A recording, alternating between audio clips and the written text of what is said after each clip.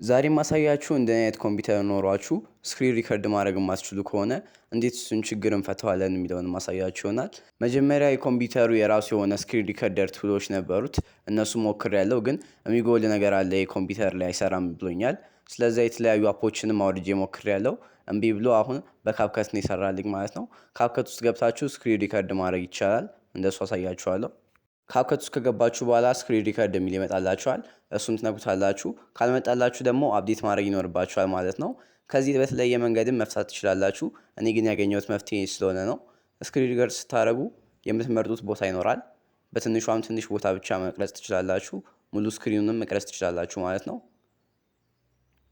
ይሄ ችግር ታዲያ ብዙ ኮምፒውተር ላይ የለም። ስክሪን ሪከርድ ማድረግ ከፈለጋችሁ ካፕከት ውስጥ መግባት አይጠበቅባችሁም። ሌሎች ሰዎች በኮምፒውተሩ ራሱ ጌም ባር ሪከርድ ለማድረግ ስሞክር የሚጎል ነገር አለው ሃርድዌር ላይ ይለኛል። አሁን ስታርት ሪከርዲንግ እንለዋለን። ካፕከት ውስጥ ብቻ አለን መቅረጽ የምንችለው።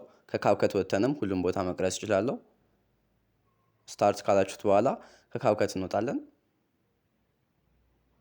አሁን በዚህ እንደዚህ ካረጋችሁ በኋላ የተለያዩ ነገሮችን መስራት ትችላላችሁ። ጌም ስትጫወቱም ሪከርድ ማድረግ ትችላላችሁ ማለት ነው።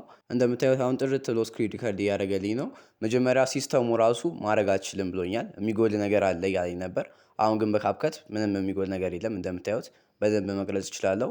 ስለዚህ እናንተም ችግር ከነበረበት ኮምፒውተራችሁ እንደዚህ መፍታት ትችላላችሁ ማለት ነው። ይህ ቪዲዮ ከጠቀማችሁ ላይክ እንዲሁም ሰብስክራይብ ማድረጋችሁን እንዳትረሱ።